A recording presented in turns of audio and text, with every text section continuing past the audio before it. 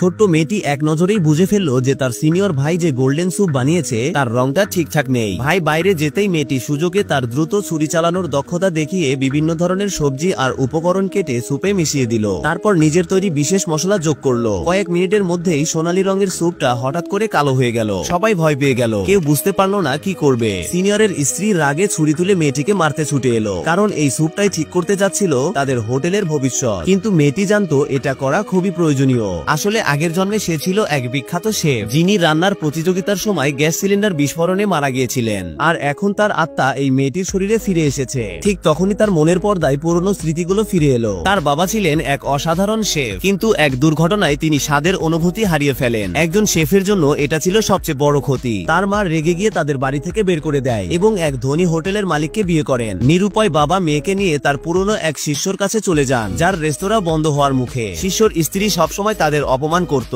এবং তাড়িয়ে দিতে চাইত। এই অবস্থায় ফুড অ্যাসোসিয়েশনের সভাপতি একটি শর্ত রাখেন, যদি তারা এমন একটি স্যুপ তৈরি করতে পারে যা তাকে খুশি করবে, তবে তিনি লাখ টাকার সাহায্য করবেন, না হলে হোটেল বন্ধ হয়ে যাবে। মেয়েটি সিদ্ধান্ত নিল এবার সে তার বাবার সম্মান আর রেস্তোরাঁ দুটোই বাঁচাবে। রান্নাঘরে সিনিয়র ভাই টানা 24 ঘন্টা ধরে স্যুপ রান্না করছিল। তার স্যুপের উপর পুরো বিশ্বাস ছিল, কিন্তু মেয়েটি বুঝে গেল স্যুপে প্রাণ নেই, আত্মা নেই। সিনিয়র ভাই বলল, কিছুই ছুবি না, আমি গোল্ডেন অরেঞ্জ আনতে যাচ্ছি। মেয়েটি মাথা নাড়ালো, কিন্তু ভাই যেতেই সে তাড়াতাড়ি সবজি কেটে মশলা দিয়ে স্যুপ নাড়াতে শুরু করলো। হঠাৎ সিনিয়রের স্ত্রী এসে চিৎকার করে উঠল, কে বলেছিল স্যুপে হাত দিতে? এটা আমাদের হোটেলের শেষ আশা। মেয়েটি শান্তভাবে বলল, আমি তো শুধু একটা মশলা দিয়েছি। এমন সময় বাবা আর সিনিয়র ফিরে এলো। ভাই ঢাকনা খুলতেই দেখলো স্যুপের সোনালী রং কালো হয়ে গেছে। সবাই অবাক হয়ে গেল।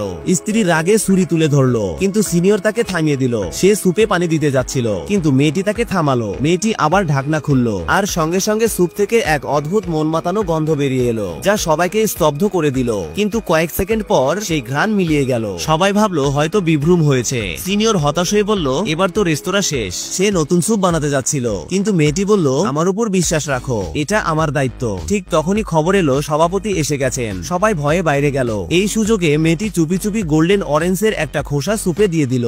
বাইরে সিনিয়রকে বিচারকরা প্রতারণার অভিযোগে ধরে ফেললো, এমনকি তাকে মারধর করলো। বলা হলো নিজের হাতের কবজি কেটে শাস্তি দাও। ঠিক সেই সময় মেয়েটি হাতে ট্রে নিয়ে এসে দাঁড়ালো। সে স্যুপের ঢাকনা খুললো, আর ঘর ভরে গেল এক অসাধারণ গন্ধে। আর স্যুপের রং আগের মতো সোনালী ঝলমলে। সবাই অবাক হয়ে গেল, এমন স্যুপ তারা আগে কখনো দেখেনি। আর সেই স্যুপ বদলে দিল তাদের হোটেলের ভাগ্য।